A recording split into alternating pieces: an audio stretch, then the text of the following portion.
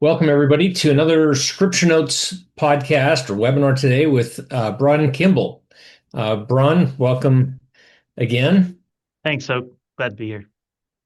Bron was here a few months ago. We did another episode called Threads of the Holy Family, and that was a fascinating look into some of the New Testament writings and things that have been preserved about the brothers and sisters of Christ. And anyway, that's a great webinar. I won't rehash it, but everybody should go check that out. It's on our website and on YouTube. And Bron is, are you, what is your relationship to Glenn? Was he your uncle? Yes, he was my uncle. Okay, so I first became acquainted with Glenn Kimball and some of his content that's online, interviews he did and things he shared. And when I started, I actually shared something about that in a webinar a long time ago, and Pamela was on the webinar, and she reached out to me. And Pamela is what relation to you? And She is my mother she's your mother. and Okay. a wonderful human being.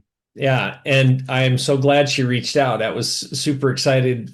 I was super excited to make contact with that your family. And uh, Bron has kind of a fascinating bio. He's an engineer. He's done quite a bit with technology, and um, he's now at Angel Studios. And he's been kind of picking up with some other family members on Glenn's work. Glenn passed away, how long? A dozen years ago or something? Yeah, 15 years ago. 15 years ago.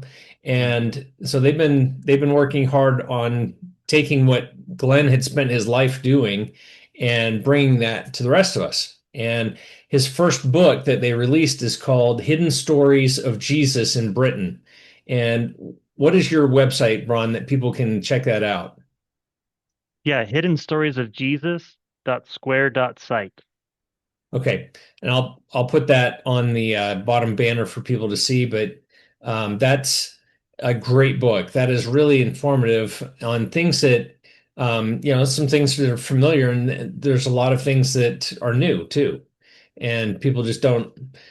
There's so many things out there that we are pretty ignorant of because um, I guess Nephi said it best, a Bible, we've got a Bible, and what need have we of a further Bible? It's like we tend to be very closed and focused in our minds on content that's available, and we don't realize that the Lord allowed people all over the world to preserve records and to keep track of things that were their communications with God. And yeah, it might not be as some of them might not be as clear as the Book of Mormon or stories in the Bible and things, but there are thousands of documents that are around the world that have value. And the Lord kind of indicated that in Doctrine and Covenants 91, talking about the Apocrypha, where he said, if you have the Spirit with you, you can benefit from those things. And today, Bron's going to talk a little about the Kolbrin Bible. This is the cover of at least one of the editions of the Kolbrin that's out there. Ron's going to tell us a little about that, and we're going to dive into a few of the scriptures in it. And I haven't had time to read the whole thing, but what I have flipped through and read, there are some fascinating things in this that I absolutely believe are true, and just even doctrinal insights and things that are fascinating to take a look at. So, Bron, welcome again, and let's get started. I'm excited to have this discussion. I appreciate that introduction, Oak. Just going back to my uncle Glenn, he spent his whole life from his teenage years well into his late 60s learning and studying ancient texts, especially ancient religious texts. It was his love, it was his passion of his whole life. He built a company called Kimball University around it. When he died, a lot of that research just evaporated, and it turns out my father and I and my brother, we had this treasure trove of stuff my uncle had left us over the years, and it's been a launching point for us. It's been an absolute springboard. We kind of cheated. We had this guy who put together all these ancient texts for us.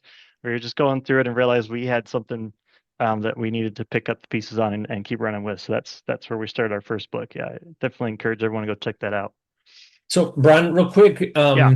you just brought to mind, I like Glenn on some of the audio that I've listened to, he said like there are over 5 million documents that he found that I think he documented. I don't know how somebody documents 5 million documents, but that talked about Christ from around the world. Anything from a business receipt. I think I remember that. My mind might be a little No, fuzzy. you're right. You're right. No, he said that, and his website had a ton of them. But the after he died, the payment on the domain name lapsed, and that website it blew up. It disappeared. It's totally gone. We don't have that anymore. Um, when I first started this, I was like, okay, he's got a dozen. I can find a dozen. And then I found 2 dozen. And then few years went by and I realized, okay, there's like hundreds. I'm at the point, Oak, where I personally am aware of thousands and the exponential growth just keeps going on. I just assume he's right. There's millions. There's got to be millions. Go to ancienttext.com and just look around there. I mean, they have so many texts. Hmm. There's a lot. The Wow. Apocrypha is just the starting point. The Apocrypha is great.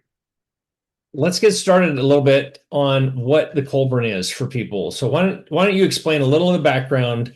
I know there's like two sections to the book. You got the Egyptian section, you've got the Celtic section. Like who kept those records? Where did it come from? Sure, I'm going to share my screen for this part. Yep. Here you go. Is that coming through? Yes. So that's our first book, Hidden Stories of Jesus and Britain. Fantastic read. Encourage everyone to go check it out. Again, the previous podcast with Oak, I did a couple months ago. We'll tell you all about this. But we are moving forward into the Kolbrin Bible. Yes, as you said, Oak, it's in two parts. It's got ancient Egyptian texts compiled into a work in the Middle Ages known as the Bronze Book. It was written on bronze plates, literally.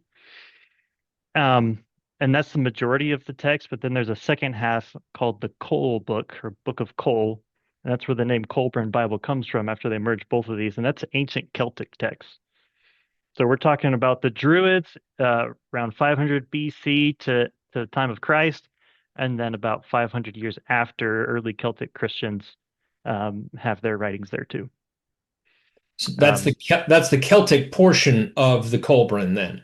500 yes. BC to 500 AD. But does it I don't know fully yet, but does it tell like a continuous story through that, or is it like here's some of our teachings around this time, and then there's some stuff around Christ, and then some stuff at the end, and it's just sort of like the range?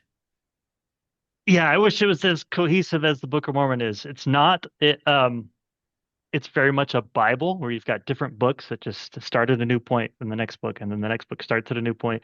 There's a few books where we're not even sure exactly who the author is or what they're talking about because they just jump into a story and they start talking like you know what they're talking about. Hmm. Um, but some of the texts do follow a very convincing story. And in fact, the text we're going to dive into the most today is the book of creation from the Bronze Book. These are Egyptian texts, and they're some of my favorite. Cool. All right. Where do you want to go next then? Yeah, so I know you got a couple more the slides I think would be helpful to just kind of show. yeah, I'll get there. So the Okay. Bronze Book starts about 2000 BC. Um, and a lot of what's in the Bronze Book has amazing overlap with what Joseph Smith brought up with the Book of Abraham and Moses and things like that. So we're going to go through some of those things. Um, let's see. Let's go to the next slide here. I want to first preface with this, and this is a preface for all ancient religious texts. Some texts look more like this top left, a solid rock mountain, right? It's solid, it's unwavering, nothing's going to damage it, no wind or storm's going to come erode very much of it away.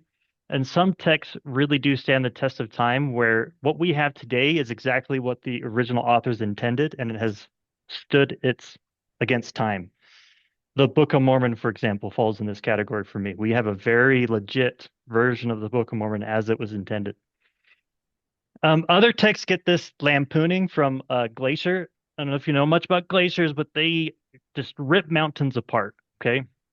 And then we have in the bottom left mountains that get rained on, eroded over time, and that rain spawns new growth and new different kinds of things. And all of a sudden, the face of the mountain you can't even recognize. Sometimes it's hard to see. I don't know if you've heard about the LiDAR technology over areas like Guatemala and stuff, where they're finding entire cities now that we just never knew even existed because of distortion like this, overgrowth. And then there's some ancient texts where just purely through the telephone game, erosion over time, different agendas, different translations, different word choice, it just erodes, and you get kind of something like what we have here in Utah. Um, and a lot of ancient texts have a variety of these kind of pollutions or erosions, I would say, that come to them. Um, but I want to point out that despite a glacier taking out, the majority of the mountain or being hard to even recognize what's there or it being totally degraded and eroded, there is still an entire mountain underneath that that's worth looking at. And the Kolbrin is no different. Where the Book of Mormon looks like this, the Kolbrin looks something like this on the right side, where we have, there's definitely an event in history that just completely shattered this text and it had to fight to survive.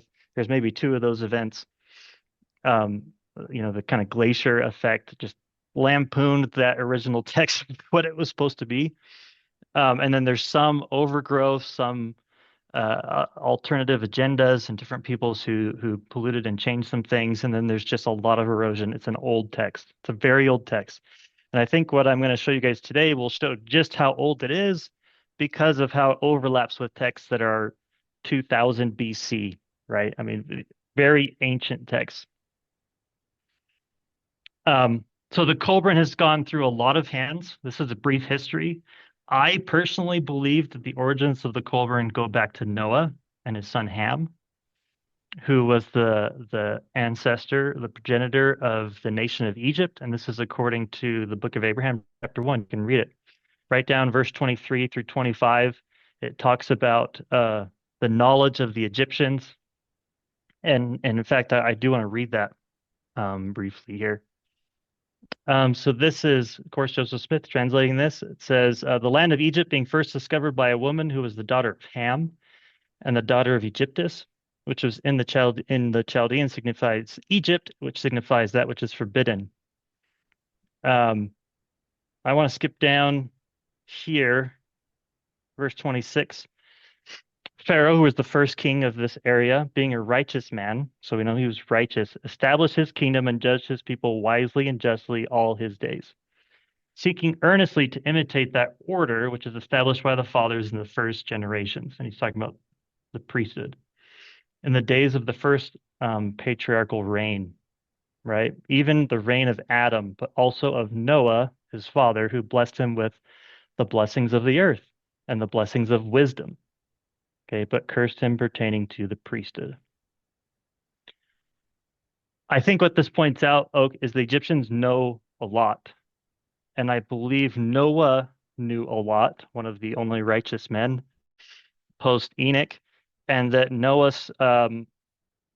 had a lot of knowledge of the creation of the earth end to end.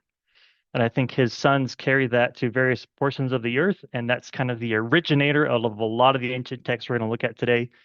This is just my theory, I guess, on how some of these some of these ancient texts collide. I believe goes right back to Noah. And here we see the Egyptians have a connection directly. So the Egyptian early kingdom, the Egyptian early kingdom is going to be one of the best authors of texts that we're going to read in the Kolbrin Bible. A lot of these other authors or a lot of these other groups that the text passed through, I think they messed with it and did some things. Mm-hmm. But the next most important group, maybe the sixth one down or seventh one down, is the Celtic Christians.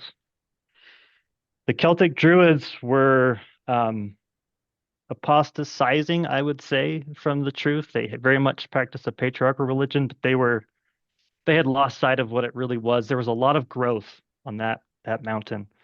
And when they convert to Christianity, all of that is cleared away and cleared up. And some of the texts at the end of the Kolbrin Bible by these Celtic Christians are some of the best texts I've ever read in Scripture, let alone in the Kolbrin Bible. And if we have time today, we'll look at some of those. But going back to the beginning, going back to the Egyptian text, this is a brief timeline of the first two books of the Kolbrin, known as the Book of Creation and the Book of Gleanings from ancient Egypt. And the timeline roughly follows an account of the spiritual creation and then this mixture of all these different accounts, of all these different stories and concepts. And it seems like they got confused on what came first or what the order of things were, or if two things were actually the same story or not. For example, the creation of men and the creation of women are all different accounts from the story of Adam and Eve. Like they got that jumbled up. And I don't know which one of those groups in that line got these things jumbled up, but they did. The war in heaven and physical creation, purpose of life text, and deluge, they mix the order of all these things. But once we get through the book of creation and come out into the book of gleanings, the story kind of falls in line with what we know from the Bible and from Pearl of Great Price and other texts, right? You have secret combination starting with Cain and Abel. You have the age of the patriarchs. You have wickedness. You have Noah and the flood. And then they do have the story of Gilgamesh in the Kolbrin Bible. It is a man by his Egyptian name of Hermanator, and the text is more complete and more thorough than what we get from Mesopotamia. We won't go through that text today, but I think it's cool to point out. So, so sort of the way you've kind of drawn this as a linear, I don't want to call it a timeline necessarily, but really it Right. looks like Noah and the flood and the deluge, I assume, is the flood. In the first one, these timelines could kind of overlap. Yeah, They could, yeah. Um, Personally, I think deluge and war in heaven are the same thing, and we're talking about a spiritual deluge. okay. And maybe there's some confusion with a war that happens on Earth, but it's not a flood like Noah. So Hmm. Okay. I do want to start in the Kolbrin Bible, though. Yeah, let's Um, take a look. let's just jump into that here. We've got the Kolbrin Bible Master's Edition. I like the Master's Edition because it has footnote system. These three letters here that denotes the book, then you have a chapter and verse. So they actually versed it out, where there's other editions, it's just paragraphs and chapters. And so there's no citation system really. But let's go all the way back to the beginning of the Kolbrin. We're Gwinder, gonna be Gwinder there. what's that? The, the name that was up on that last screen, Gwinder, Oh, I can't remember, Applewin or whatever. That name's probably available if any of you have children or grandchildren coming along. Probably yeah, not. some of those Celtic names, there's some fantastic Celtic names. You'll have no idea how to pronounce it or say it, but they look cool, you Yep. know, But Winneba and it seems like people are naming their kids these days things that you can't pronounce and look cool. stuff. So There you go for all you Utahns. Some cool, at least read this book to get some cool name ideas. At there you least. go. Well, anything I do to convince you guys to look at this text is phenomenal. I'm going to show you how the text looks at itself here first in chapter 1, verse 1 of the first book. It says, "Mortal knowledge is circumcised by mortal ignorance. We only know as much as we know. And mortal comprehension is circumcised by spiritual reality. Okay, it is unwise for mortal men to attempt the understanding of that which is beyond his conception, for there lies the road to disbelief and madness." Okay, so that first sentence sounds like, well, Bron, then why are we reading this book? Because we may be trying to understand something that we can't, and we're gonna be in disbelief and madness, right?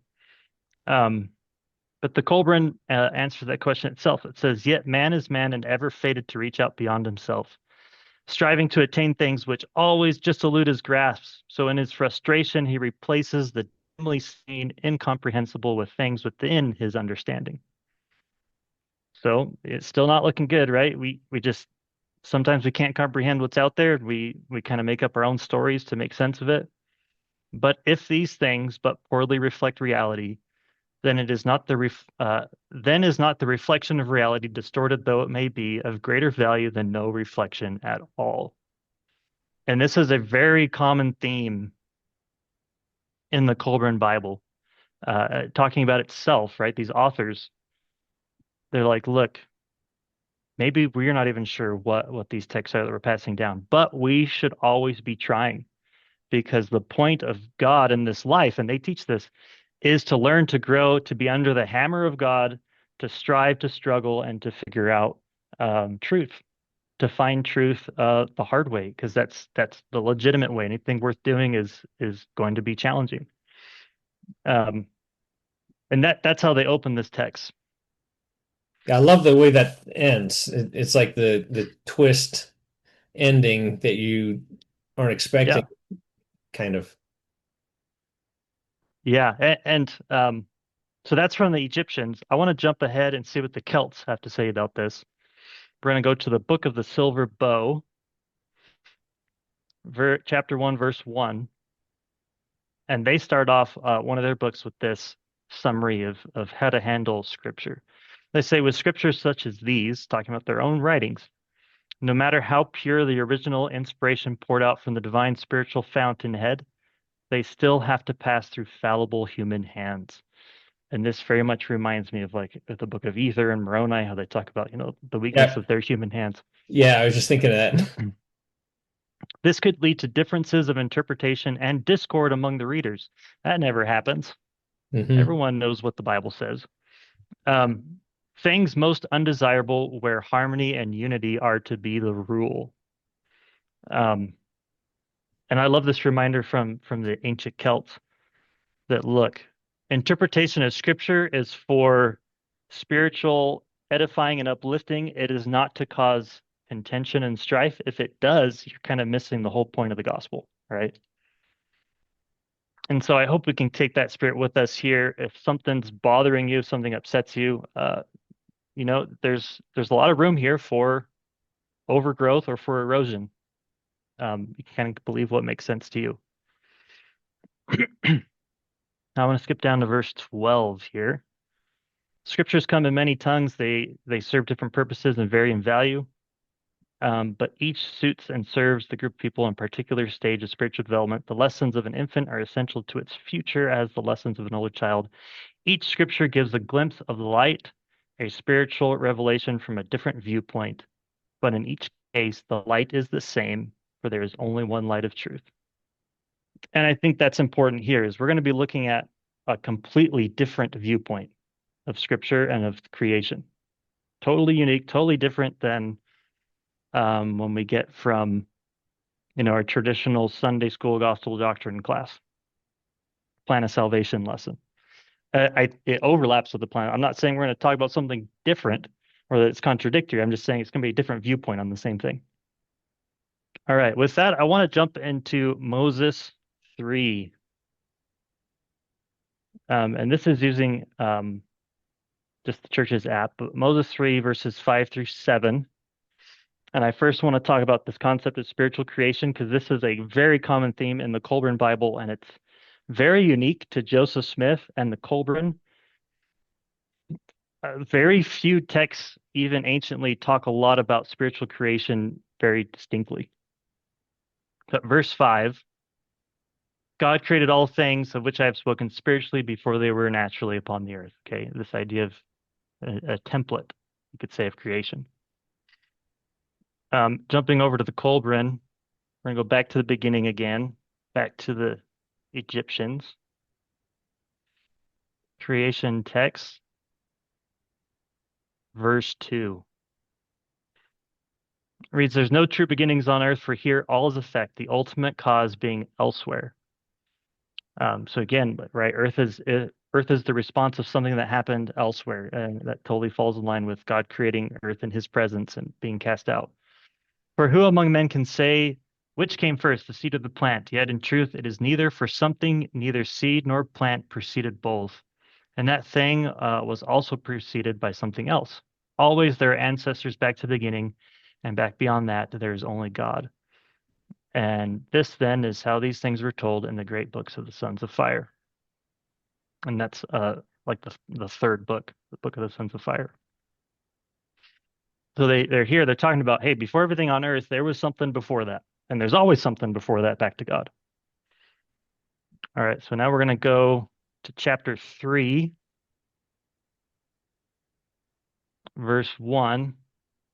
It is known, and the story comes down from ancient times, that there was not one creation, but two, a creation and then a recreation. It is a fact known to the wise of the earth that the earth was utterly destroyed once and reborn on a second wheel of creation. You ever And as a, read?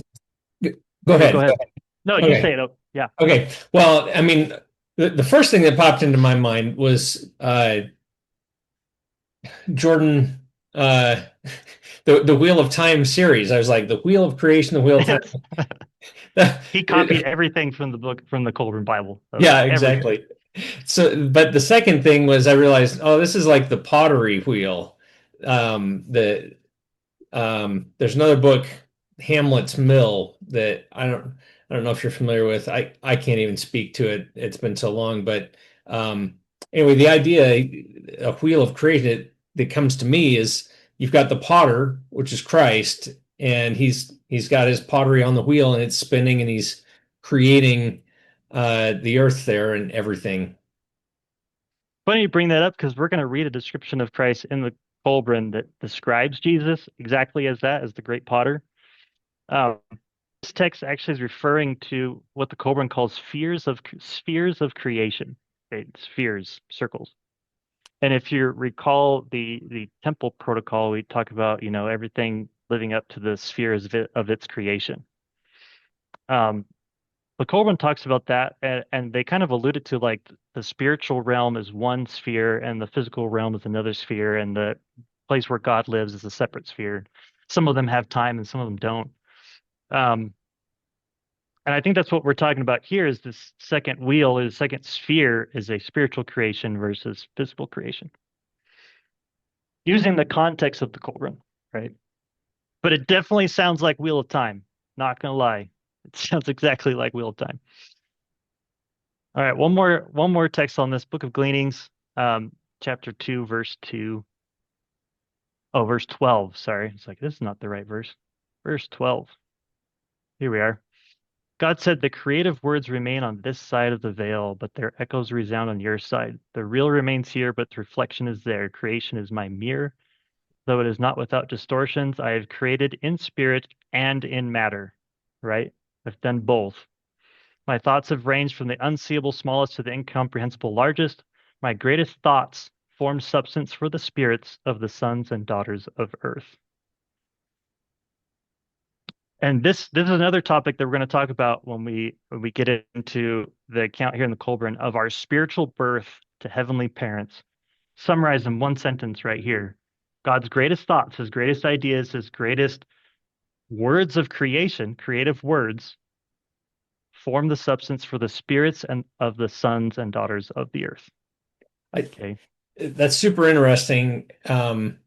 The whole verse, the unseeable smallest, which they had, at that time, no comprehension of, to the incomprehensible largest. And at the time, they wouldn't have had any clue how big the stars are and things of that nature. But for us today, you've maybe seen one of these videos where it's like, here's Earth, here's Jupiter, here's the sun, and then here's stars. And the Yeah, sun, those things freak me out. oh man, it's just Yeah. like those stars just shrink down and the next one appears full screen and it shrinks down and it goes on until like the biggest one I think we know of um, would take 1100 years flying in a 747 to go around that star. It's just incomprehensibly large. Incomprehensible. Yeah. And who knows what else is out there bigger than that? I mean, we And as only far as know. the unseeable smallest, I mean, Doctrine and Covenants teaches us that spiritual matter cannot be seen. It's more refined or pure until we're purified, all that. Um, and it's talking about light. And scientists look at photons and they're like, I have no idea what this is. I don't know if it's a thing, a little piece, speck of something, some speck of energy, or if it's a wave inside a substrate of something else. They like have no idea. And it acts as both, right? So yeah, they are unseeable to us, Yeah. that level of matter. All right, so I want to jump in um, to creation, and especially the spiritual creation and our birth to our heavenly parents. And to do that, we're going to start Genesis chapter 1. And I've talked about this on other podcasts, but I think there's something really important about this verse. And the earth was without form and void, and darkness was upon the face of the deep. Okay, deep means it's the word tehom. It means like the abyss or the deep ocean. It's like referring to a deep chasm. And the Spirit of God moved upon the face of the waters. Okay, so it's a deep ocean of some kind that God's Spirit moves. And the earth was without form at this point. But I want to draw attention to is this word moved. I don't know if you've seen other podcasters or scholars talk about the translation of this word, oak, but the actual translation of this word is not moved. It's more like hovered, and the most accurate translation from the Hebrew word is brooding. Hmm. Okay, so I was Yeah. reading in the Kolbrin and I saw that word, brooding, and I immediately thought, oh my gosh, like that's in Abraham, the word brooding over the waters. And I looked it up, and it's like something about anxiety, feeling anxiety, like you're brooding over something with some anxiousness. Uh, so I thought that was really interesting. Yeah. Spirit of God, right? Brooding over the face of the waters. That's one translation, or to even brood over your thoughts, right? There are Hmm. two translations, and the Hebrew word only points to one of two translations, and it points to the bird-oriented translation, which is a bird sitting over her nest of eggs to keep them warm, to help them develop so that they can hatch. Okay. Yeah. Yeah, yeah, you're right. That is another definition. I was just thinking of the one that I looked up, which it was in the same thing. Brooding is like, hen over her eggs, Hmm. being watchful and careful, but then this idea also of like anxiety over something, and that kind of resonated with me. Like, I'm sure they were a little anxious about like, here we go. True. Yeah. I hadn't thought about that, but it definitely has allusions to like motherhood and things, for sure, and just parenthood in general. Yeah. Um, but this coming out of the book of Abraham, for Joseph Smith to get this right is just unbelievable.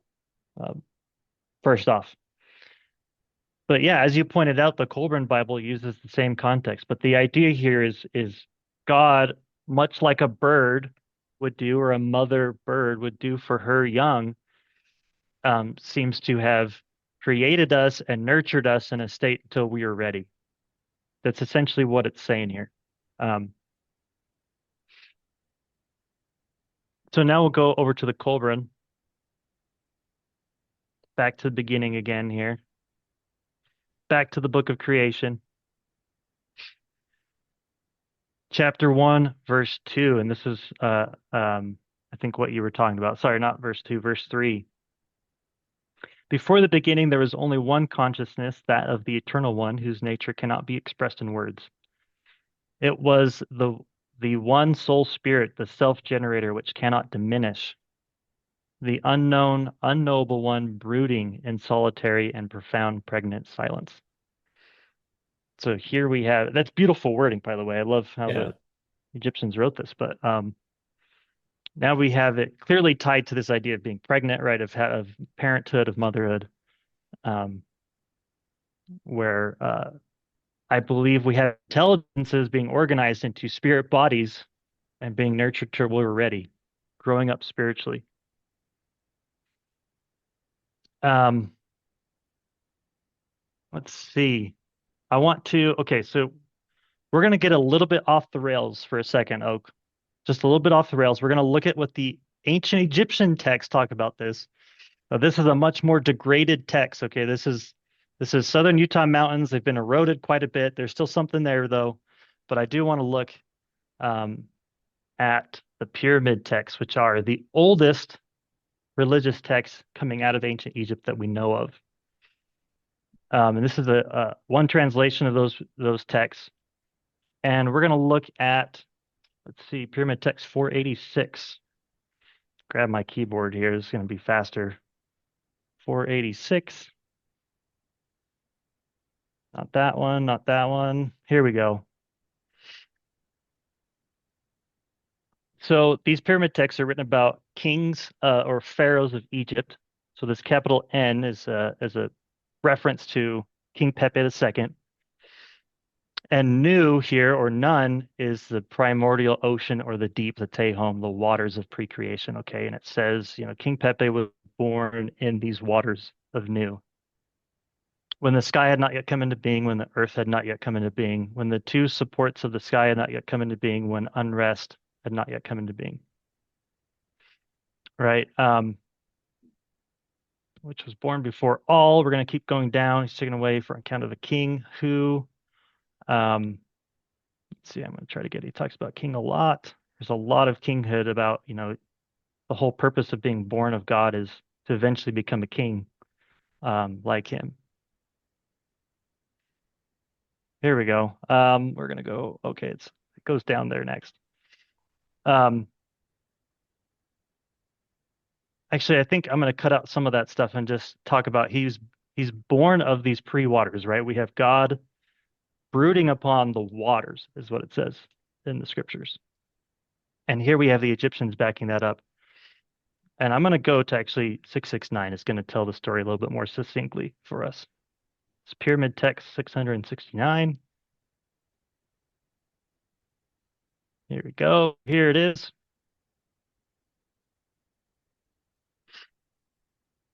So we're talking about the birth of the gods here.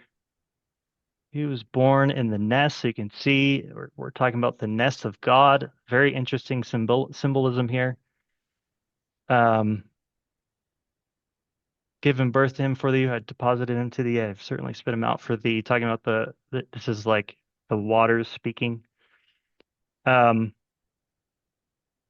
let this copper be brought on a boat. Okay, come, nourished him within your arms. Say they, the gods, behold, he is born. Behold, he is assembled. Behold, he exists. All right, wherewith shall we break that which appertains to his egg, say they, the gods. And let the certain God come, that he may smelt his bones, that he may construct his skeleton, that it is he who shall break the egg and loose the copper. The two followers of the gods. It talks about how they get their wings. Anyways, we have this idea of this nurturing by the gods. They're symbolized as eggs of a bird. And in the original birth state, they describe it as something like unto an egg. All right. I'm going to pull up these slides again. We're going to look at this slide here. These are some of the ancient symbols that we're going to find in the Kolbrin Bible and in a lot of ancient texts. And this is the idea of the common egg, or the starting point of spiritual creation, is what it's always symbolized as. We have this idea of God's first abode, where God described in ancient Egypt, he's described as a falcon. So now you understand why maybe Egyptian gods having bird heads is not crazy. It was how they understood God. It was the best analogy they could give to understand who God is and what he's like, right? You can freely fly in the pre-creative cosmic ocean. And in fact, they describe him often as flying or sailing on a boat, something that kept him apart from the ocean, this pre-creative waters, which is essentially material or matter that's not organized yet. It's kind of, you disturb it, it kind of has waves and ripples, but it's not organized into anything other than complete. You can almost say it's the embodiment of entropy, right? It's energy less. And that's exactly what we see in the facsimile, talking about God. We see him on his boat, head of a falcon, and this section, number 3, is translated as made to represent God, sitting upon his throne, clothed with power and authority, with the crown of eternal light upon his head. That circle there, representing also the grand keywords of the holy priesthood as revealed to Adam in the Garden of Eden. Okay, so we have this idea of God as a nurturer, as a parent, wanting to nurture us in the form of what they consider an egg. Now I want to turn back to Abraham again. Abraham 3, where we kind of talk about this a little bit, and everyone knows these verses. Right now, the Lord had showed unto me, Abraham, the intelligences that were organized before the world was, and among these were many of the noble and great ones. And God saw that these souls, that they were good, and he stood in the midst of them, and he said, these I will make my rulers, for he stood among those that were spirits. And he saw that they were good, and he said unto me, Abraham, thou art one of them that was chosen before thou was born. Okay, so we have this idea of God organizing intelligences into bodies of spirits, people who are spirits. I'm going to jump over now to D&C 88. We're going to cross-reference this with some modern revelation from the early church. Doctrine and Covenants, section 88, where we talk about spiritual matter and what that is, what that looks like.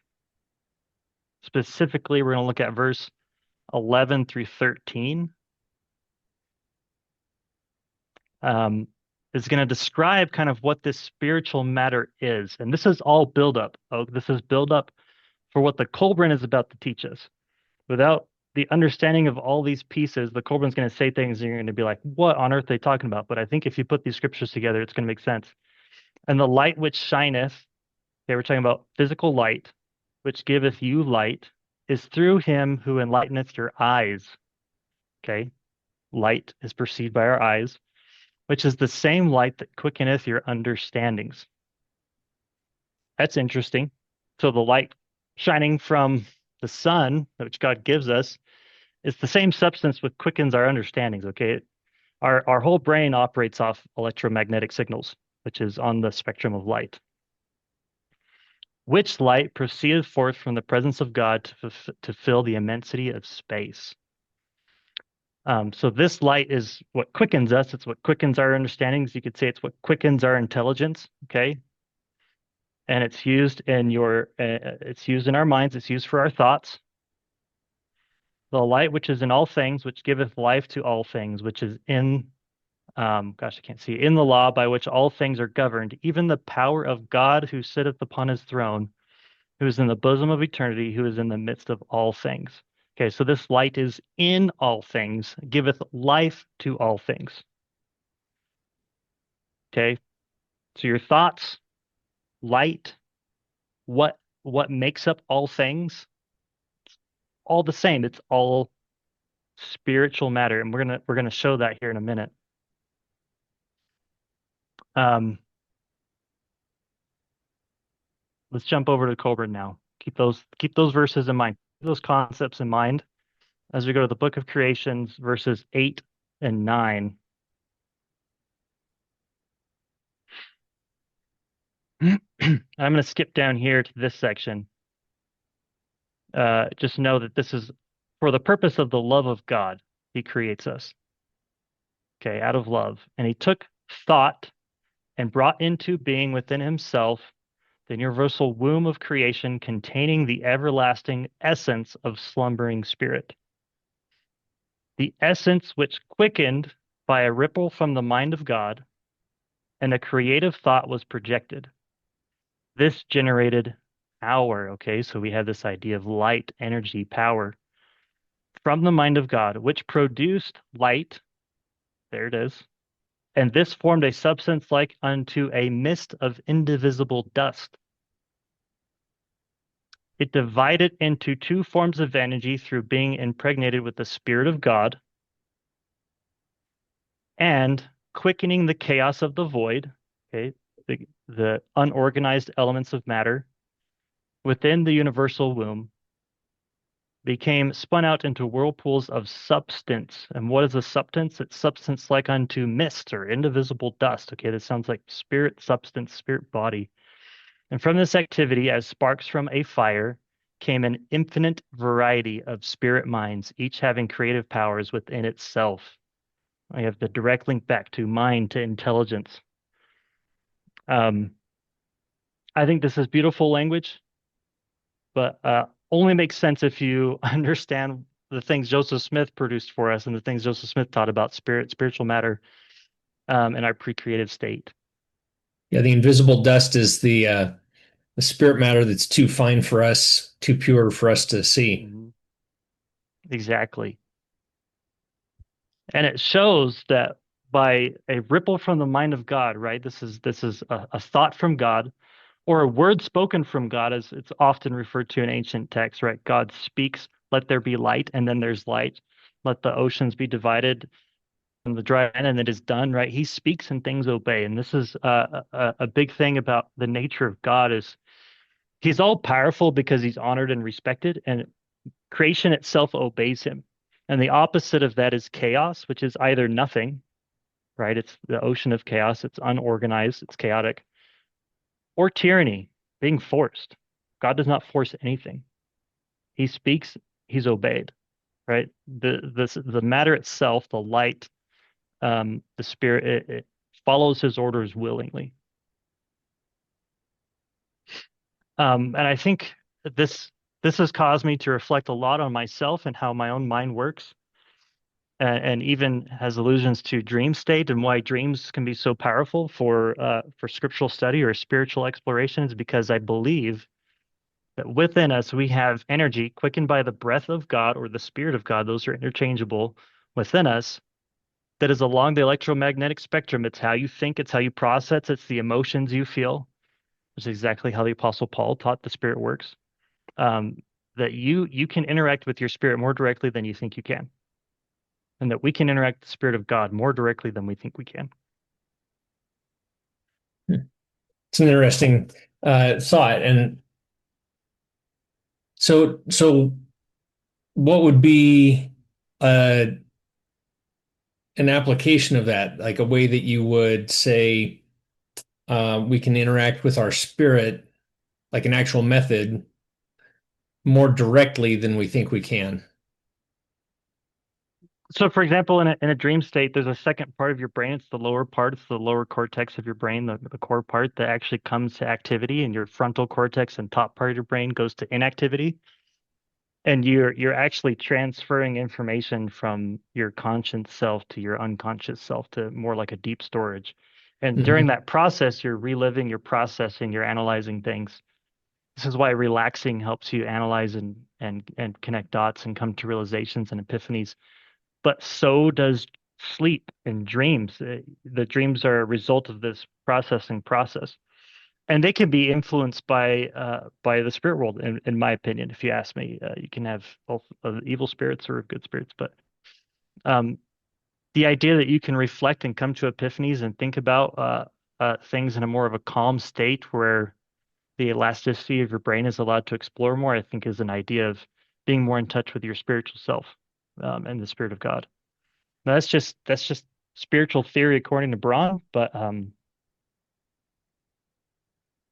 one application of it. Slow down, Yeah. think more, ponder more, rest. If you dream something or think of something in the middle of the night, like the apostles do, and you jump up and you write notes, there really is something to that. That's more than just chemical body chemistry. Yeah. I agree with that for sure. All right, I want to jump over to the Book of Gleanings to talk more about the Kolbrin Bible's perspective of the Spirit. Um, Gleaning chapter 16. And you'll notice the chapter name is the Spirit of God. And I encourage everyone to go read this on your own. It's fantastic. Uh, okay, I can share a link. You can share with the audience, but Okay. people can read this. This version is online. But the Spirit of God talking about itself. This is first person. It says, "I am the immortality latent in all things mortal, the light filling all things with radiance, the power holding all things to their form. I am the pure, invulnerable stream, untouchable by evil, the supreme fountainhead of thoughts, the unfailing well of consciousness, the light of eternity. I am that to which the soul of man is related. Okay, I am its power, its life, its strength. I am that to which it responds."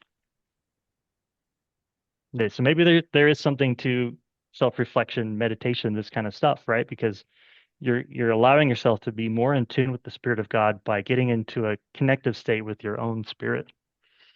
Um, Verse 2, I am the sweet coolness and refreshing waters and the comforting warmth in the sun. I am the sound heard in the stillness, the companionship felt in the solitude and in the stirring in the hearts of men. I am the cheerfulness and the laugh of a youth and the gentleness and the sigh of a maiden. I am the joy in the life of all living things and the content in the hearts of awakened souls. I am the beauty, right? So what you see, light in the beautiful and the fragrance, okay, what you sense, what your mind can detect in the fragrant. I am the sweetness in honey and the scent in perfume. I am the power in the strong arm and the wistfulness in a smile. I am the urgent good and moderate desires. I am the gaiety and gladness, the restlessness in life, the refreshment in sleep. Yet though I am in all these, I am not contained in them. They are all in me rather than I in them. How pitiful are the words of men to depict sublime things with the souls of men asleep and wrapped in clouds of illusion. How can I be known to them? It's talking about the veil, and they actually talk about the clouds of forgetfulness or the veil or delusion often. Yeah, that's the only thing that separates us from the Spirit of God. Our own knowledge, our own insight, our own willingness to reach out. And you can read Yeah. on. I mean, it's an incredible chapter. Sorry, what were you going to say, Oak?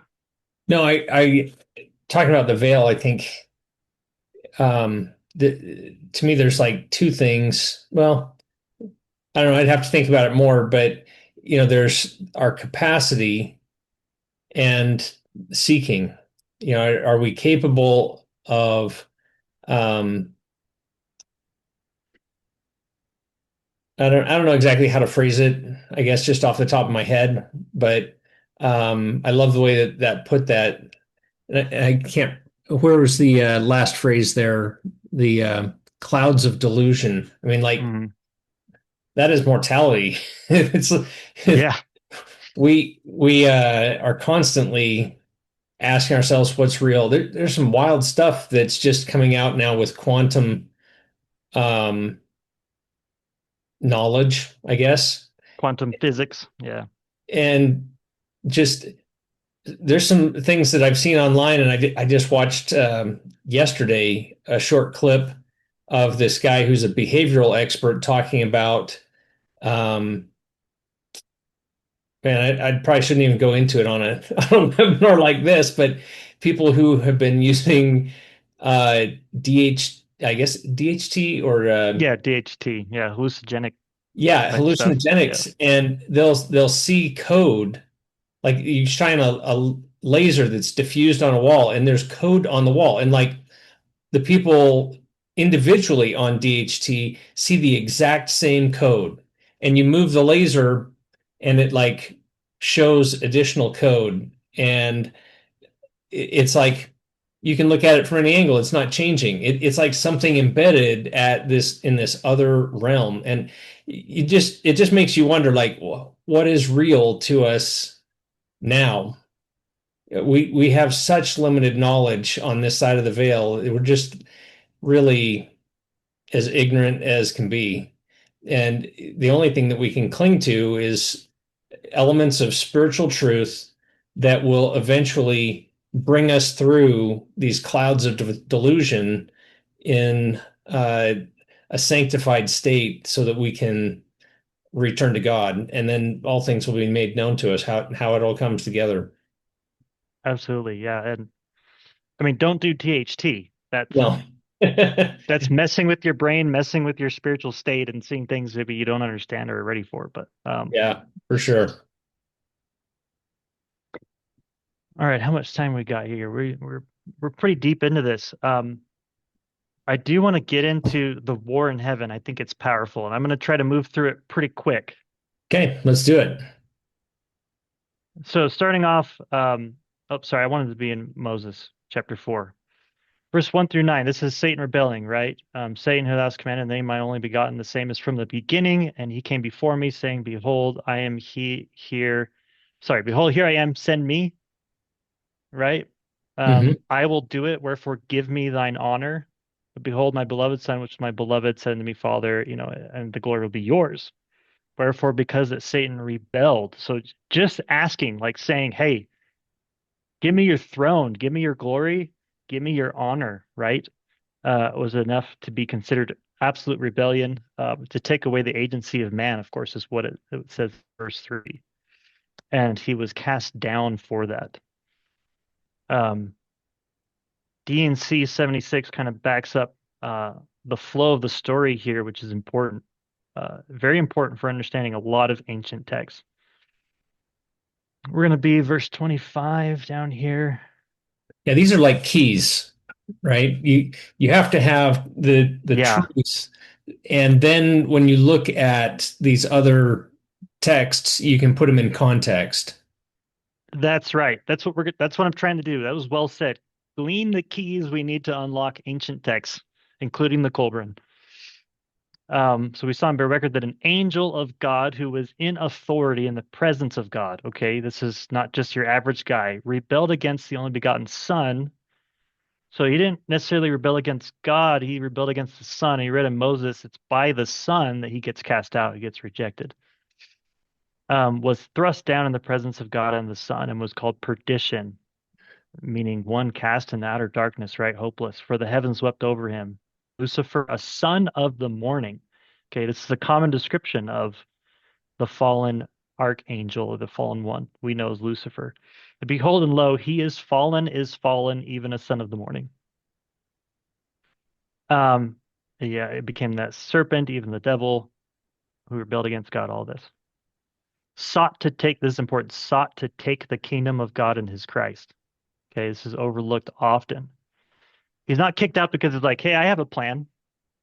You should try my plan. They're like, no, your plan's terrible. Kicked out, war in heaven and you're kicked out. No, his plan was, hey, how about I'm in charge? How about I take the glory? How about I'm the one next in line and the throne is mine? And he attempts by force, by tyrannical force, to enforce that policy. And what was his policy? Destroy the agency of man. Everything will be by force. Everything is going to be enforced by me. And it's literally the opposite of order and obedience and peace, I would argue. Okay. So I had these pulled up in scripture notes here, Oak. All So right. here we have Moses, right? We just read that. Here we have B and C, right? They shall go away in brimstone and fire and all this stuff. But now I want to look at the book of Second Enoch here. Okay, I'm going to collapse this. Book of Second Enoch, chapter 9 in scripture notes. This is the Slovakian version. And one from out of the order of angels. Okay, we just read that. Having turned away with the order that was under him, conceived an impossible thought to place his throne higher than the clouds, above the earth, that he might become equal in rank to my power. And this is God speaking to Enoch.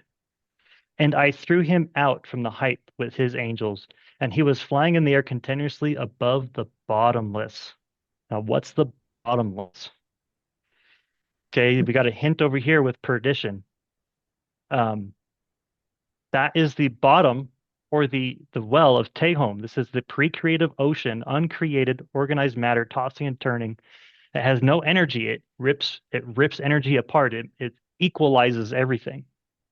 You can think about flying in space, like what that does to you without protection.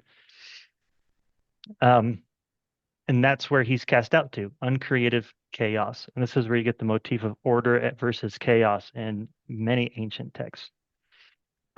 Fun fact, I used the notes section here. I found an alternative translation that it's actually slightly more accurate. The Anderson translation, it actually, instead of angel, he's an archangel. Okay. And yeah, he's hurled out of the height. I think that's the most important one, though, is from the order of archangels. Interesting. Very powerful, very prominent, son of the morning, right? Um, Now I want to look at a text briefly. Let's see how fast we can get through this text. This is the Enuma Elish, which you have now. I would have been prepared for this in scripture notes if I knew you had, but I've totally spaced it. Anyways, The Enuma Elish is an ancient Mesopotamian text, okay? And these guys were very related to other Hebrew descendants, other Semitic peoples. The Ugarites are Semitic, the Hittites are Semitic. These are all neighbors to the ancient Mesopotamians and Sumerians. And this text eventually makes it over to Babylon. Okay, and this version is Babylonian, but their origin is Sumerian, the oldest civilization on Earth. In the beginning, we have the Apsu, which is the ocean of uncreated matter, and we have Tiamat representing the chaotic version of the ocean, pre-creative oceans or chaos. And we're going to skip, let's see, how much can we skip here? 123. Tiamat comes to make battle with the gods for rejecting her plan, and her plan is a little bit different than um, the plan of salvation proposed in D&C, but it's a plan she wanted to use to be in control. And it is a she in this case, interestingly enough. Um, make battle reduced to nothingness. Let's destroy everything. Tiamat heard, and the speech pleased her. Let us make demons as you have advised. The gods assembled within her, and they conceived evil against the gods, their begetters, and they took the side of Tiamat. So we have a huge force taking the side of Tiamat in this battle. And they're lusting for battle, and they came up to bring the conflict to the gods. And we're going to skip to, now there's a whole bunch of things that are well worth looking at about the gods assembling in the council and saying, what are we going to do about this? We got to figure out something. Everyone's frightened and terrified. And then Marduk, the son of God, is chosen and prepared to go to battle against Tiamat. And there's a lot of preparation that takes place, including what very much sounds to me like an endowment. He's given gifts. He's endowed with gifts. He's endowed with certain powers. He's endowed with a cloak that would protect him from Tiamat's destruction. All this stuff happens. And we're going to skip to the battle, though, down in verse 53 of Tablet 4. So now we see the armies of Tiamat coming. Their lips were parted, their teeth bore venom. They were strangers to weariness. And this is important. Teeth bore venom. Like you get attacked by them, you'll slowly wither away and be destroyed. At his right hand, he stationed raging battle and strife. So this is Marduk observing the battle. He's seeing things happen on all sides, on all fronts. On the left, the conflict that overwhelms the united battle array. And he was clad in a tunic, a fearful coat of mail, and on his head he wore an aura of terror. And Bel proceeded and set out on his way. Bel is the high god. And what's going to happen is Bel, with the gifts he's given Marduk, his son, he's going to assist him in defeating Tiamat, who's attempting to overthrow the kingdom of heaven. And he set his face towards the raging Tiamat. In his lips he held a spell. He grasped a plant to counter poison in his hand. Thereupon they milled around him, the gods. They milled around him. The gods, his fathers, milled around him. And Bel drew near, surveying the maw of Tiamat. He observed the tricks of Kingu, her spouse. So there's an assistant here, someone who's helping. As he looked, he lost his nerve. So this is Marduk. His determination went and he faltered. His divine aides who were marching at his side saw the warrior the foremost, and their vision became dim. Tiamat cast her spell without turning her neck. In her lips she held untruth and lies. Okay, we know. The one who was cast out is the father of lies and untruth. Now, there's some missing sections of the tablet here, but essentially, Bel re-encourages Marduk, and in there they have assembled by you. Bel lifted up the storm flood, his great weapon, one that he gifted Marduk. And with these words, he threw it at the raging Tiamat. Why are you aggressive and arrogant and strive to provoke battle? And the younger generation have shouted, outraging their elders, but you, their mother, hold pity and contempt. It goes on until Tiamat is challenged and she cries out loud. She yells fiercely, and all of her followers are reignited in this battle. And then we have the battle picking up. Bed spread out his net and enmeshed her. He let loose the evil wind to rear guard in the face. So Bel's holding her captive so she can't run. And Tiamat opened her mouth to swallow the wind as they were coming. And she let out an evil wind, and so that she could not close her lips. And the fierce winds weigh down. By the way, wind and breath and spirit, this is a spiritual battle using ancient symbology. And her inwards were distended, and she opened her mouth wide, and he let fly, that is Marduk, let fly an arrow and pierced her belly. And then he quite thoroughly finishes the job here. Yeah. Um, what this is talking about is a battle before creation, because then it goes on, and Marduk proceeds to now be able to create, and it goes into he created heavens and the earth, and he created the lights and the firmament and separated the waters from the sea. Okay, it's very similar, and all this happens before that process. But the symbolism here is this God of chaos. Okay, this God who wants to usurp the kingdom, bring destruction, whose plan was rejected. They are offended by that. They want to exert their control. And we skipped a lot of parts where there's just like destruction happening. Like Tiamat is winning. You saw even, Marduk loses his cool. He's like, I don't know if I can do this. Has to be re-encouraged. Um, Now I want to skip to the Egyptians and what they have to say about this. This fallen one, this one who's cast out. We're going back to the pyramid text. Let's see, we're going to go to pyramid text 233.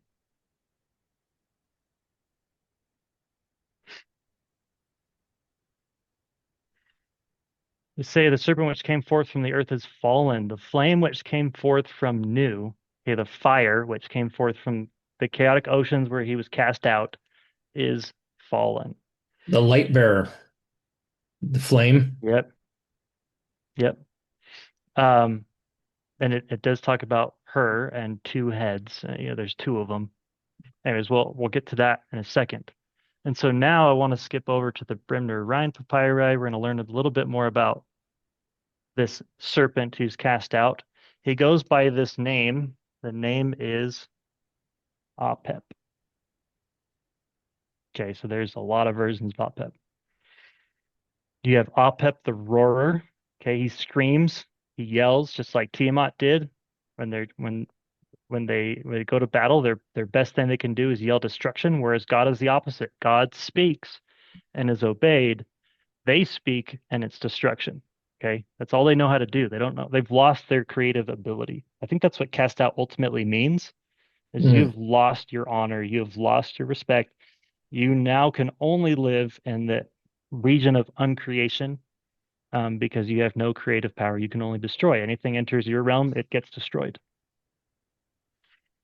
Um, we have Up the fallen, right? Describes them as fallen. Thy foes are fallen.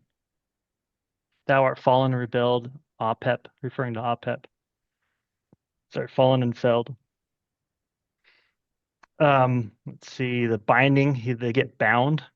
They should be bound or bound. Apep, that foe of Ra, is bound. Mayst thou not know what is done to thee, O Apep, turn thee back. They're bearing testimony against thee.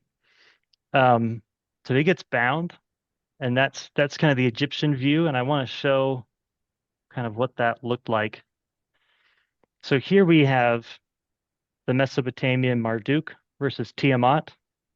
That's how they depicted it. Looks like a fearsome dragon, very scary. And here's the Egyptian Apep. And you see again God on his boat, just like in the facsimile here, floating on the pre-creative waters, and who's always underneath, ready to strike. It's Apep, the god of chaos, the serpent, the dragon. They described him as an incomprehensibly large serpent, which is why he's like super long snake. Um, and you always, anytime you're to travel through the primordial ocean, according to Ra, anytime Ra is to make a journey, he has to make sure that he is destroying Apep again, because Apep is always popping up. He's always there to destroy, constantly. The Egyptians were terrified of this guy. He was absolutely terrifying. If you don't hold him at bay, he's going to destroy you.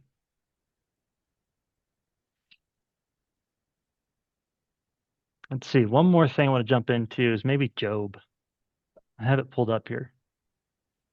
Job gets a full description of what is called the Leviathan, or the dragon of chaos. Okay, he gets a pretty thorough description. just before he's coming out of his woes, right? His dreary state, right before God redeems him, God shows him all the power that he has and all the power of Satan. Okay, that was kind of the lesson. Like you don't underestimate this guy. Okay, and Job puts that to the test, right? That he can do a lot to mess you up. And so Job gets this description of the Leviathan. I think verse 1, yeah, calls him literally Leviathan, which means large dragon or sea dragon. His scales are his pride, shut up together as with a close seal. One is so near to another that no air can come between them. They are joined one to another, they stick together. Yeah, let's skip down. Let's see. Job 21. So out of his mouth goeth burning lamps, sparks of fire leap out, his nostrils go smoke. Okay, sounds like a fire-breathing dragon. 31. He maketh the deep to boil like a pot. He maketh the sea like a pot of ointment. Okay, so he's making those creative waters even more dangerous. Upon the earth there is not his like. He is made without fear. He buildeth all things. He is a king over all the children of pride. Okay, so it's talking up quite a bit. But let's hear how God dealt with Leviathan in the beginning from the Bible itself. We're going to go to Isaiah. And this is all set up for what we're going to read in the Kolbrin. Isaiah 51, 9 through 11.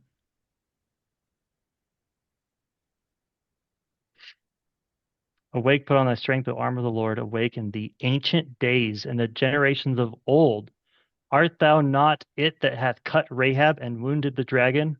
Art thou not it which hath dried the sea, the waters of the great deep, and hath made the depths of the sea a way for the ransomed to pass over?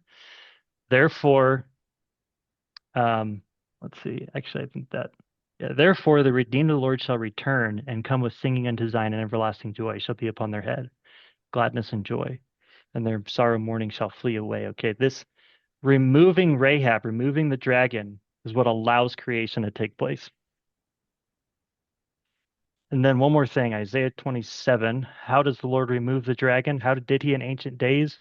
In that day, the Lord with his sore and great strong sword shall punish Leviathan, the piercing serpent, even Leviathan, that crooked serpent, and he shall slay the dragon that is in the sea. Okay, with his sword.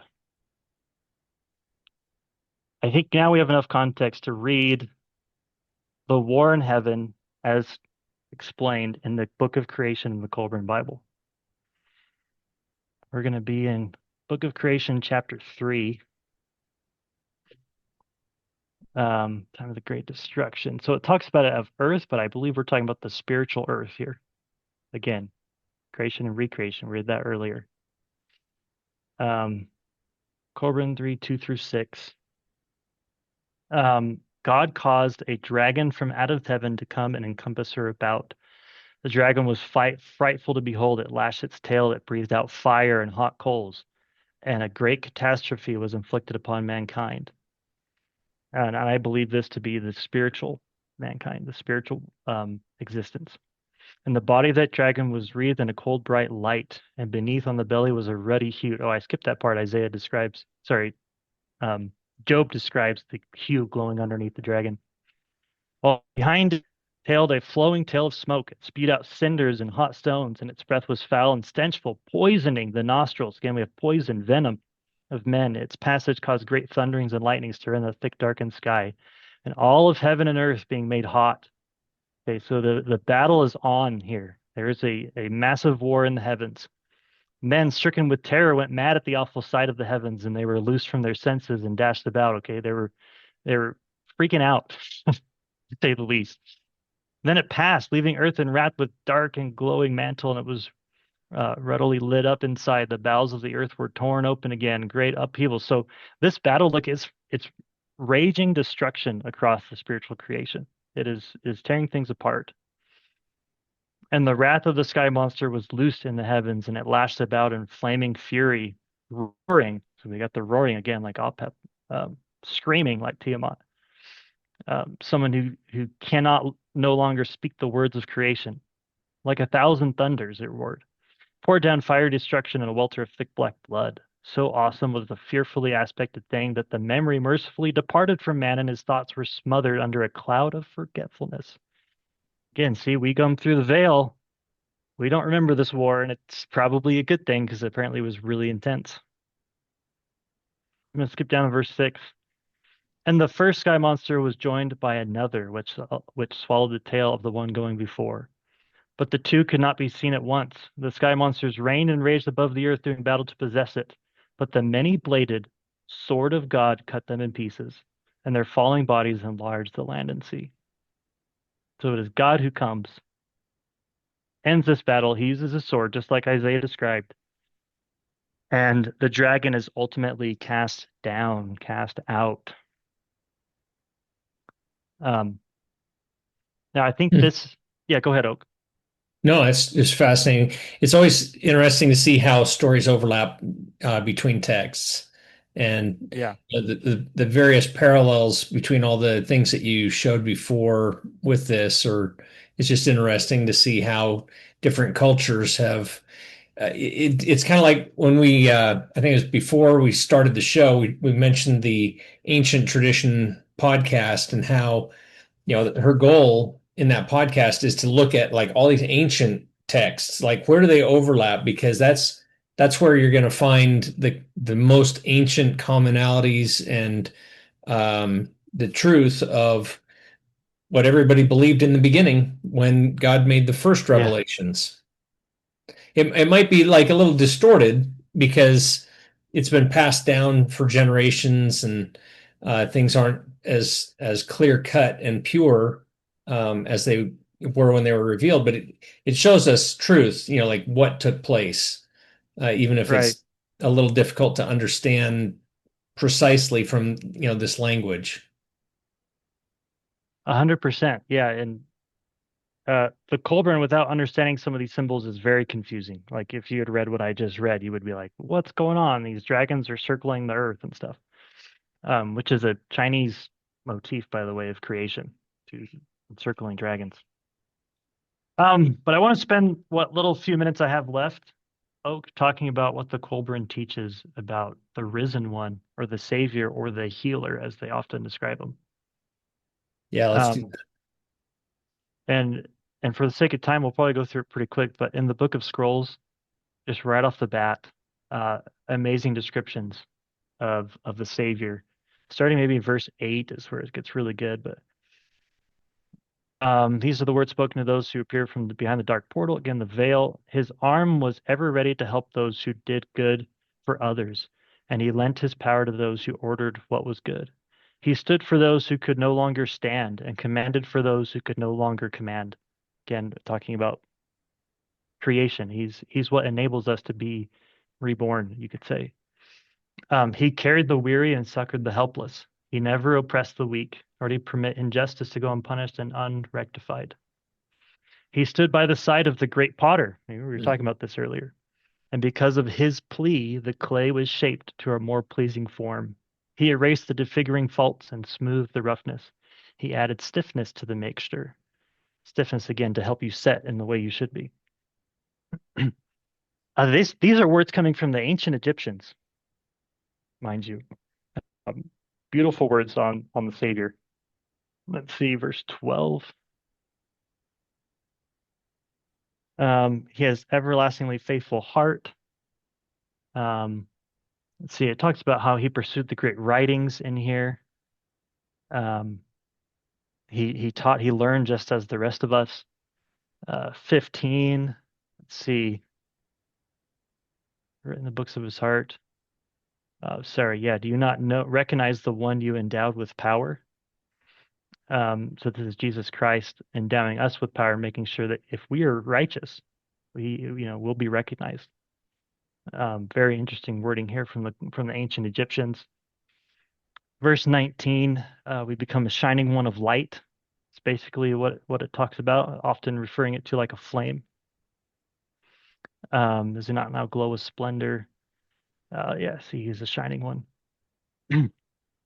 Some beautiful descriptions. Another description, sorry, is that of the ferryman, or the one who bears you across the primordial ocean of chaos, right, to the presence of God. The ferryman is a common motif in all ancient texts, in the pyramid text we just ran, and the Brimner Rhine text papyri we were just reading from, also in the Kolbrin Bible. And it teaches very much the endowment process, which, let's see, if we go back to the Kolbrin here, we want to go to, let's see what chapter it is, chapter 2. We want to be in chapter 5. Whoops. Chapter 5 is literally the endowment process of the temple in the context of your final endowment, or when you are dead and you are being judged and you need to cross the ocean, the primordial waters to get to the presence of God. And you're trying to convince the ferryman that you are worthy, that you have the right tokens, you have the right signs, you have the right words, you have the right names. All of this stuff gets asked through this sequence. It's really amazing to watch. And if you do so, let's see, where is it? Verse 6, if you are worthy, he will ask you this question: who stands to the pole? Now, if you don't know the pole, it's the mast of this raft, of this boat. And the risen one answers on your behalf and says, I will stand to the pole with my attendants, two on either side. You stand by to bear at the steering oar so that the course remains straight. So it is Jesus, the risen one, who will stand at the pole and make sure your raft is directed to the presence of God. It ensures that you get there himself. Um, I have a question for you. yeah, go ahead. Um, you know, this kind of got triggered a second ago when you were showing some of the first verses there, but when Christ went into Egypt as a, a baby or an infant with Mary and Joseph for protection to escape Herod and everything that was going on, Yeah, if the yeah. Egyptians had this knowledge anciently, is there any record that you're aware of that Glenn may have found or anything that indicates there were records at that time that the Egyptians accepted them, knew who they were, or were they just completely incognito and Hmm. you know just hid out down there? A lot of secular, non-religious scholars um, actually have argued that Christ ripped off the Osiris and Ra traditions of the Egyptians. He just ripped off their religion and copied it for himself. That is very common in academic circles, and of course, they have no idea what they're saying. Um, there are texts of Jesus in his infancy in Egypt. They talk about bringing a mentor over him, and the mentor walks away. And he's like frustrated because why the heck do you bring me to this guy? This guy's teaching me stuff that I have no idea. He's blowing my mind. I'm upset. I'm out of here. Like very strange reaction to a child who knows more than you. Um, but by the time of Jesus, the Egyptians are so far degraded in their religion and their worship. I mean, they are completely apostate, if that's kind of the question you're asking. Yeah. Okay, so Yeah. the what you just shared though about the guy that came to Jesus to teach him like a mentor, Mhm. do you know where that's found? I've never, I'm not familiar with any of these ancient sources. Yeah, it's I can't remember the name of the text, but it's like the Infancy Gospel of James or Okay. Infancy Gospel of Thomas. It's one of those goofy Okay. gospels. Yeah. Okay. Cool. Yeah, that's probably on Yeah. sacredtexts.com or Yeah, it will be. Yeah. it seems like, let's see. Um, I actually have, okay, in scripture notes, we actually have in the lost books of the Bible, the first gospel of the infancy of Jesus Christ and Thomas's gospel of the infancy of Jesus Christ. I haven't read either of those. Maybe it's in there. It might Um, be in one of those. Yeah. yeah, okay. We'll have to take a look later. That's cool. Get Glenn's book, Hidden Stories of the Childhood of Jesus. It's Yeah, got that's it a good all in one. there. I have read that. Um, yeah, let's see. Other things it talks about. It has a temple marriage blessing that is incredible in here. Um, it's in the Book of Scrolls. It's chapter 31, the marriage song. Yeah. Um, I won't go through this entire text, but sorry, just turning to my marked up version here so I know what verse maybe is worth looking at. But verses 1 through 6 is like the commitment of the bride, and then verses 7 for like 6 more verses is the commitment of the groom, and then they have blessings given together. Hmm. Really quite incredible. Calling the bride, oh daughter of love, disciple of love, wearing the white crown of love. Um, you know, Step forward to accept the joyful burden of womanhood, the crown that proclaims you a wife. Marriage is sanctified by ancient tradition, for it has survived the test of time. It's been an anchor of society and a shield of the family. That's verse 3. Marriage is sanctified by ancient tradition. It's survived the test of time. It has been the anchor of society and the shield of the family. Man, where is that in the Bible? Because that is absolutely the case, right? Hmm. Um, just talking about the blessing you'll be as a righteous wife to your husband, an incredible blessing you'll be. Um, and then in verse 7, that which a man gives to his wife is his also, and a love truly shared is joy multiplied. He who sows beside his own hearth reaps a manifold harvest. Be not harsh with your wife, be not impatient. All these things. Love is a treasure unearthed by few. It is found in less than 1,000. Verse 9. Just a beautiful blessing. I think it's worth looking at. I won't spend too much time here, but everyone should definitely go check this out if you have any interest on the Bible or the Kolbrin Bible's perception of marriage. Yeah, Uh, that's cool. it's incredible. Do you, okay, do you have any other verses that you wanted to go to? I have one to share too. Let me share one more just because it's very much along the lines of this one. I won't read Yeah. anything of it, but the Book of Manuscripts, this is an Egyptian text still. Book of Manuscripts, chapter 13 on womanhood, on women in general, is unbelievably amazing. And in the beginning, it talks about like don't don't you know pollute your own womanhood, don't be a harlot and stuff like that. But um, let's see, where does it start in here? Actually, I don't have that one marked, or do I? Yeah, here it is. Starting verse 19.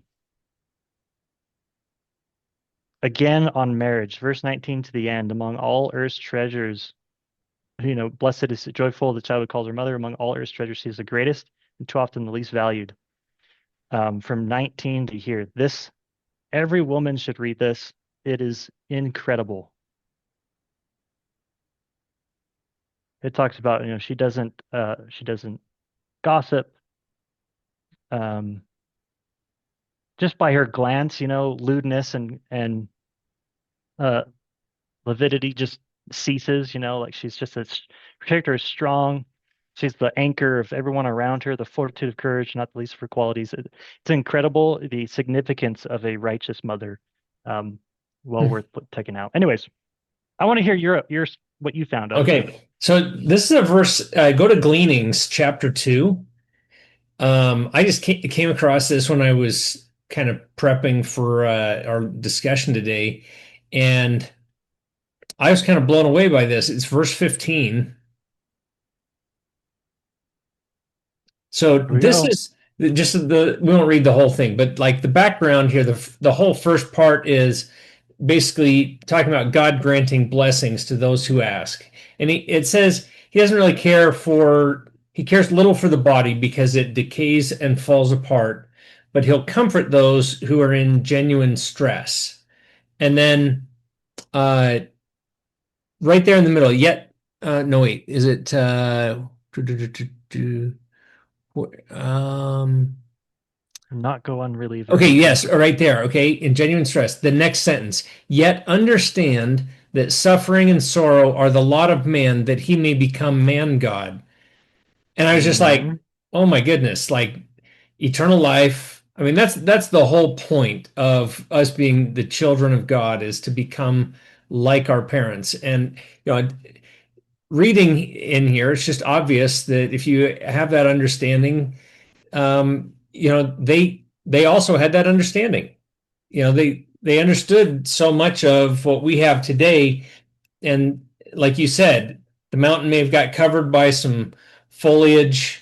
A glacier may have gone through some of it, but you can find so much truth in what is here that it's worth exploring and obtaining the wisdom in the way that they approached these things.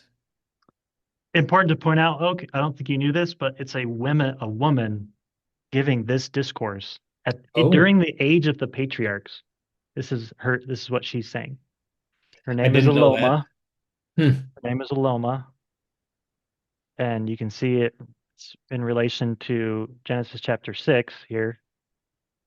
Yeah, incredible. Her discourse is phenomenal. Everyone should read that for sure too.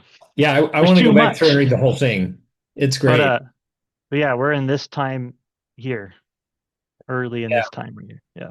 that's awesome. Well, if anybody has questions, you're welcome to drop it in the Q&A, and we can take a couple questions real quick. But um, Bron, thanks for being on.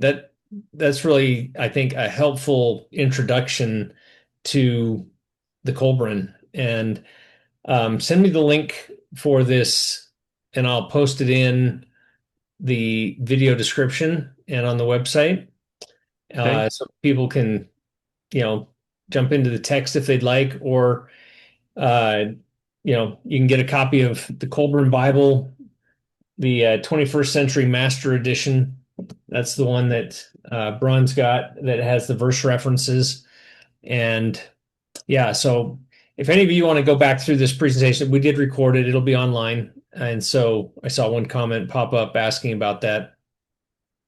Um, One more thing I want to point out, yeah, Oak, right here in the Book of Britain, chapter 3, we have the life and teachings of Jesus and a bunch of parables you guys have never heard before. These are from firsthand witnesses of Jesus' teachings in among the ancient Celts. And you got to watch my first webinar with Oak to know what that's about. But there's some incredible parables of Jesus in here yeah, that's that are cool. well worth looking at. Anyways, Fun. All right. including a prophecy of the last days, which is just incredible. It's right here. The end will be to the beginning. Yeah, tell me, good master, when shall the end be? And Jesus responds. So Um, is this a close parallel to like Matthew 24, 25 that um but instead of being like 3 or 5 lines, it's all of this. And it's well worth checking out. You'll find that, okay, maybe we are in the last days. You read things. Um, yeah. Men will no longer be as brothers, nor will they be manly. Women will be as men and men as women, right? Um, yeah.